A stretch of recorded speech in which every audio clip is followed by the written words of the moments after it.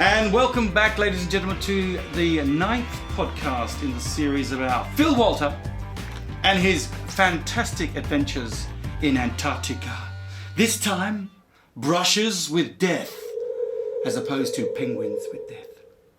Phil Walter, it's actually one of those difficult subjects to discuss because it requires you to talk about the number of deaths that have been happening in Antarctica over the years. You mentioned in the previous few podcasts that there are graves next to the base in Mawson. Yes, well, there have been 3 graves. Yeah. So as far as I'm aware, that's 3 deaths. Within the Mawson Station area.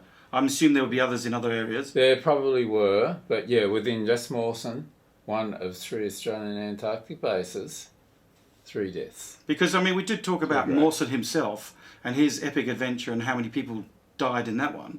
Mawson himself was chasing the South Magnetic Pole. He wasn't interested in the geographic South Pole. The magnetic one, because there was more scientific interest in that. Right. And Douglas Mawson wasn't interested in his heroics. He could see no particular reason to go to the geographic pole, but he had a good reason to find the magnetic pole. Which would keep changing all the time, of course. Changing all the time, and it was near the coast. In fact, in our Berg podcast, we did talk about this. Okay, so when we're talking about the graves at West End? West Arm. West Arm, sorry. West Arm, there's no soil to bury them in, so you just basically found a slab of rock and left them there. Not a slab, but lots of rocks. It was all rocks, around a foot, 6 inches to a foot long. There's heaps of them.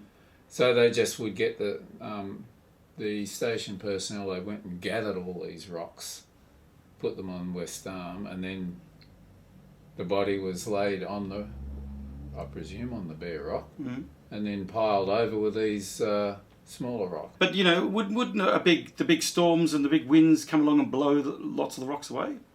That's what I was just thinking the other day. We're going, wow, you've got huge storms that happen around there. That's true, but those rocks were very heavy. It was Precambrian, metamorphic, very solid, heavy rocks. Moving on from that, we were looking at the sort of adventures that you had and near-death experiences that you were talking about. Take us through the Great Glacier explosion. The Great Glacier explosion, if you want to call it that. Yeah. That happened. It was very early in August. We're still in midwinter. Very cold over. Very cold. Very cold. About minus 35 degrees Celsius, ladies and gentlemen. Yes. Minus 35. That's really cold. It was quite on the cool side. The sun has just been getting up enough to enable us to get out. So I asked the personnel, anyone want to go down? I felt the itch to get out, and I was going to take some pictures. This is the famous itch that we will get through later on. Right. Ice cliffs was what I was. So which way were you heading? So there's the base. You've got the base there. Which way are you heading? North, south, east, or west? You wouldn't head north because there was icebergs that way, but so it was west or east. Almost arbitrarily, I chose east. Down I went, about 2 k's, maybe 3. I don't know. Yep. So that's walking? Walking. Okay, just going up for a walk. Yes. Oh, very. People knew I was heading out. But they didn't know where. I hadn't really. I think that's one of the lackadaisical things you sort of get as a tone of some of these podcasts. Is basically you get bored, you want to get out, and you just go. And you didn't have radios, you didn't have a survival pack, you probably had a bit of food or something. Yeah, no mobile phones in those days. No mobile phones. Okay, so you're heading east. East. So I'm just trying to think east. Yes, that's towards anywhere in particular? In the direction of Australia. So a few miles down, these ice cliffs look quite picturesque. So these these are cliffs just of ice, just these straight cliffs down. are the actual Antarctic coastline. Right. Now. So they're rock, or are they? No, they're ice cliffs. Okay, sorry. Yep. And I just thought I could get some nice effects taking pictures of ice cliffs. And they're quite tall. So I did that, got a few. Then I noticed something very odd. Dun dun dun dun dun dun. Ask me what it was. What was the very odd thing that you noticed? There was this very strange ice formation in the sea ice out a little bit from the ice cliff itself. Right. Where part of it, quite a long length, jutting up. I thought, So sort of jutting, so it goes and it sort of juts up like that. Yeah, okay. If you're a geologist, it was just like a compressional fault. Okay, that's where you got two forces pushing something up like that. And one goes up, one goes down. Right. So you've got tectonic plates at a it was just micro like level. tectonic plates, Yep. exactly. Yep. And I thought, I haven't seen that before. Well, it was around this time that I was getting, my beard was all iced up completely. Mm-hmm. Minus 35 degrees, you said. Exactly. Wow. And I got the camera, and then a tiny little drop fell off my beard with the balaclava on it onto the camera. It's extraordinary when you describe that. One drop of your salty, sweaty body hits the camera and instantly turns to ice. Yes. And instantly stops something from functioning. The camera just seized up. Even, I suppose, depending on where it hit, it's extraordinary. They could just freeze up the camera. Yeah, because the film wouldn't wind.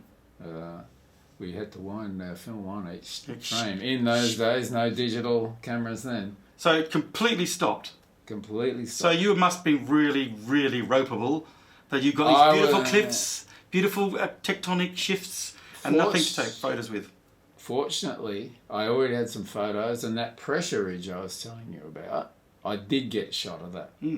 So just before this happened. I'm surprised that wasn't considered by the glaciologists as being a local area of interest. Nobody had seen it but me. It's only 2 or 3 k's away from the base. That's right. That's extraordinary. We're just going to fly 300 miles, but we missed that one right next door.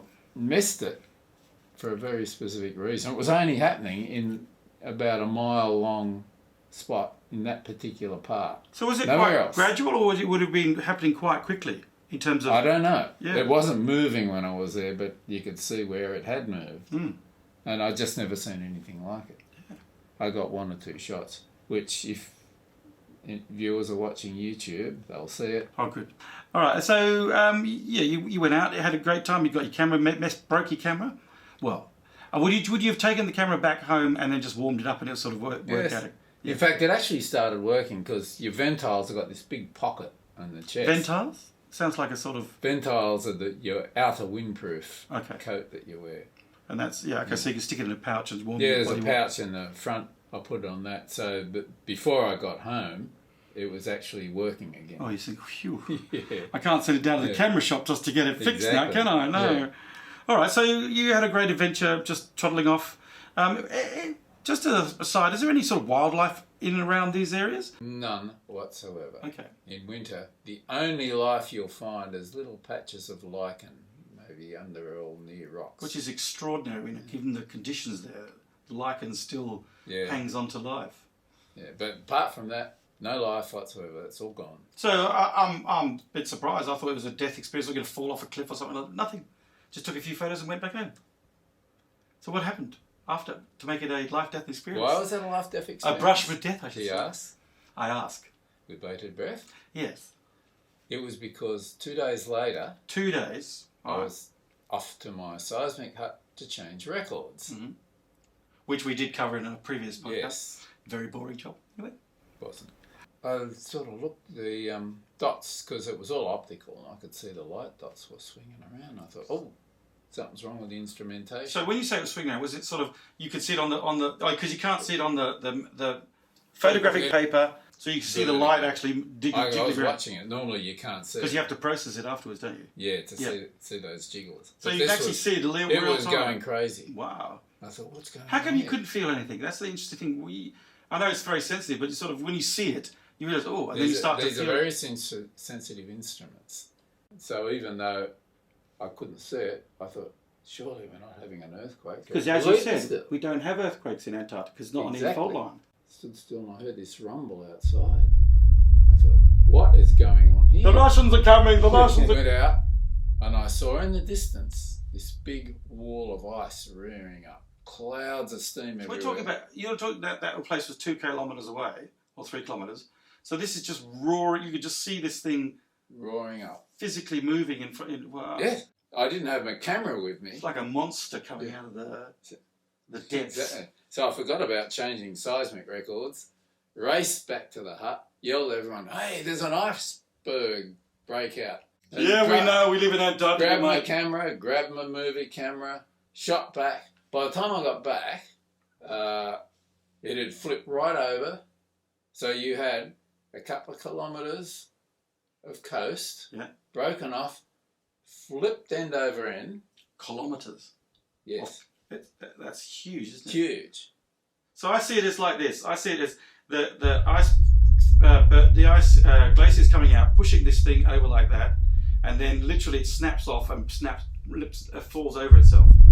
Yeah, so it slips back on itself. That's exactly what happened. Because normally, the most common way an iceberg forms is that it floats out from the coast, cracks off, and just gently floats away. So it gets launched. Yeah, nicely. And that's called a tabular iceberg. But this is something different. different. This was quite something different. So this is like a cataclysmic event. It was. That just it gradually builds up and then just snaps and rolls around. Yeah, why it chose to roll over, I really wouldn't know, but it did.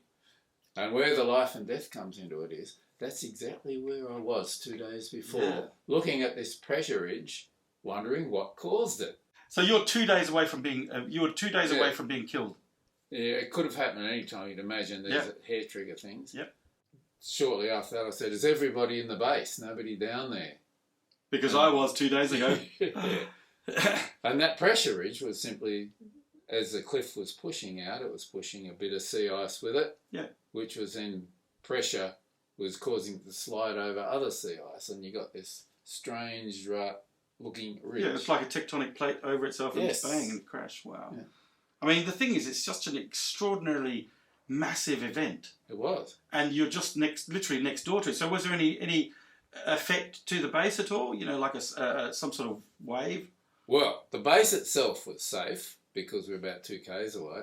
But that doesn't seem very far away. Actually, it could have been more like 2 miles. Yeah, well, that's about 4 or 5. Let's say 3 k's or something like that. Yeah. But what it did do, clouds of steam shot up, pressure waves shot through. So you really felt it? The whole place started to shake?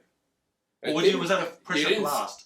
No, it wasn't even that. It was affecting the sea ice. Now, recall, we're in midwinter, the sea ice at its maximum strength and thickness at this time. Yeah. It was cracking up everywhere around the base. Wow, you hear this massive noise. Yes, you did. There was cracks. Jesus. Water was spurting up through the cracks. Clouds of steam were shooting up. Steam you wouldn't think there would be in minus 35. I did think of that when I read the note. Steam? But it's obviously air, salt water being vaporised. Yes. And the ice around the base was just being smashed to bits. So it would have been a pristine, clear thing in the morning. This thing happened, and the whole place turned into this jagged, smashed, like somebody gone with a hammer and smashed it all up. That's exactly right. Wow. It was quite amazing. And of course, the view to the east was changed entirely. Wow. In the space of minutes, everything has changed. And the whole event took maybe a couple of minutes. Well, I'm not sure. A couple of minutes. Now, so by the time I got back with the camera, the flipping over had finished, and you had this new iceberg that was sort of floating around. You could still see it moving, but it was settling down. Stabilising itself. Wow.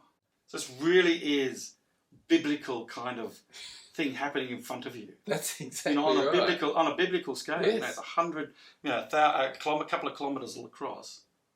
When you think of it, you have to question the location of the base. Is it safe from things like this occurring around it? It was. The base itself, all except for the pups.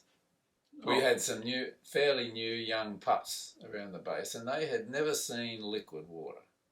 Well, yeah, of course not, because they'd just been born in the winter. And then here's this strange stuff spurting up all over the place, and some of it got on the rocks around the base. Yeah, because they run free, don't they? They're free little fellas. Well, they were as youngsters. So, of course, they had to investigate this, being pups. Stuck their tongue into this strange substance. Instantly, tons frozen to rock. There's a bit of work to do to free the fallen fellas. And that is really quite a mind-blowing experience in the sense that it just happens, and you're just there to catch it. Yes. And it's one of those things that you know when you talk about other places, you know, you see them on these videos where the whole slide of the glacier falls down and causes that big wave of where the tourists. But this is you've got to be there at the right time for it to happen. And it had some light to do it. Could have happened at night. Could have. Yeah. So the fact that I got some footage giving an idea of what happened is fortuitous because of the time. Because it's a natural disaster on your doorstep. Yeah. That you're just lucky you didn't get you. Well, it could have been a disaster. Yeah. It was a cataclysmic event, but not disastrous. Yeah. Well, that's an extraordinary one. Well, thank you very much for that, Phil. You weren't being silly. No, the silly bit comes later. That's right. I was like, now you've got any more. Furthermore, it brushes with death. Brushes with death, ladies and gentlemen. Take two. Take two? Yes. Was involving this very same iceberg. What? I thought it'd be out of bounds. No. Because...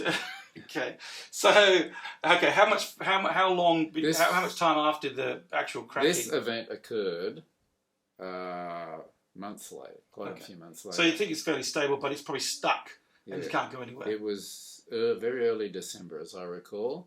Okay, starting of summer. The sea ice was starting to break off, and I again thought, it'd be nice to get out of the base a bit.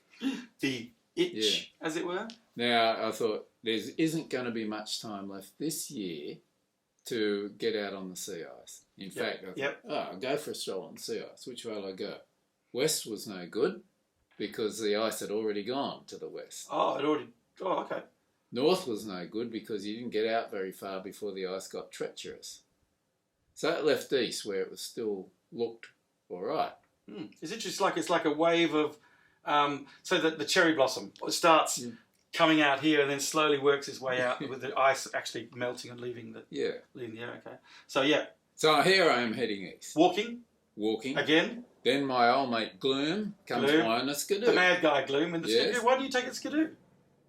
Oh, just went for a walk. Anyway, what I did take a skidoo. I jumped on the back of his. Oh, okay. And we went to some nearby islands and photographed penguins and whatnot. Had a good time. Because he was out to... What about the leopard seals? Any leopard seals around? No leopard seals, only Weddell seals in our area. Because leopard seals are quite dangerous. Yeah, and Weddell seals, except for one time we were attacked by my mum, but that's another story. By your mum? A mum. Oh, sorry, I thought you said your mum. No, she wasn't there. All right, so you've gone off to the east, walking, and then on the skidoo. Yes. And you're heading up towards the glacier that had exploded months earlier. No, we weren't. We were just looking at islands nearby, because by this time the Adelie penguins were nursing, breeding, so there's rookeries everywhere. We went to take some photos of that. That's what Gloom wanted to do. So you could smell them. Head for the smell. Actually, you can. At that time of year. You didn't want to take the dogs? No, you wouldn't take the dogs. We did take the dogs around that time to specific locations. But they would attack the penguins, wouldn't they? Actually, there's another story will come up. Okay, sorry. We didn't let them attack the penguins. Oh, no, but you know, a bit of penguin or very nice, Yeah. Anyway, where are we up to? We're just going on the skidoo. Well, then Gloom decided, because he was a meteorological technician, met-tech, he decided he had to get back. Okay. And I thought, well, I'm going to keep going. So he jumped on his skidoo and headed back. And I kept... Abandoned him in Antarctica. And I kept on heading east. And got to the brand new... Super glacier. What? Super berg. Yeah, the iceberg. I thought, I'm going to climb this. Okay. Now, the berg was shaped kind of like a mountain with a very well-defined crest. Okay, it's like a peak, Yeah. So I climbed the glacier. As you do. And how high? Oh, many hundreds of feet. Okay. So it wasn't a big climb then? No, it wasn't that hard. What was hard was because it was quite slippery. There was little mini waterfalls gushing. Waterfalls? Yeah, well, it was getting up to around +5, +6 degrees. Pretty sweltering. Yeah. Well, I suppose we're used to minus Yeah. 35. Because by now we're getting around midday, where you Yeah. hot heat of the day. So you could actually drink the water if you wanted to. Oh, yeah. In fact, I did. Oh. Anyway, I got to the crest. I thought, this is good. Snapped some photos from the crest. I thought, nobody will ever see this from this angle again. Because it's a living, sort of breathing these thing things that's going to move. disappear. Yeah. Yeah. Now, the sea ice had this thing locked. So I did all that and then thought, right, now I've got to get back down. So Dun, dun, dun! ideally I would have had crampons, but I didn't. Crampons are the things you put on your feet, isn't it? Yes. With the spiky bits. Spikies on them. Right, so you can click, click, click. That's right. Not on your hands like crampons. No, never mind. Yeah. Okay, so you had nothing there. Now you're talking about an icy, slippery mountain That's of right. ice. I was very careful going Of down course you are, yes. until I got towards the base, and it was a bit of a narrow ledge. I thought, right, Yep. So now I've got to get down from this, and from that ledge down to the base was high the enough. base of the mountain. The base of the The hill. iceberg. Yeah, not the base of the I base. thought, right, I don't really fancy sliding down the ice there. There's too many cracks. And We've things. seen you do that before, though, haven't you? We did that on that other Yes. podcast where you've slid down on your ass. Yeah, chronologically, this hadn't happened yet. Okay, right. Just check it because he's got a bit of an example of this. But did he break his leg? No, the other guy broke his leg. No, nobody broke their leg. Oh, Well, one guy did break his leg, but that was a skiing accident. okay. Right, sorry. We digress. Yeah, we've digressed again First time again? No, it's first time. on this one. Anyway, so I thought, I can see there's a spot further up where there's piles of ice. I can climb down that rough ice and get down to the bottom. Yeah. So I'm headed along here, but the trouble was this sledge was starting to slope more and more as I was So it's heading. like this. So you go down here like this, yep. So it's like that where I am, and as I progress along, it's going You like go, that. And then I realise I've gone too far. I can't move. Yeah. Because if any further, you're going to start to slide off. That's right. I thought, I'm stuck.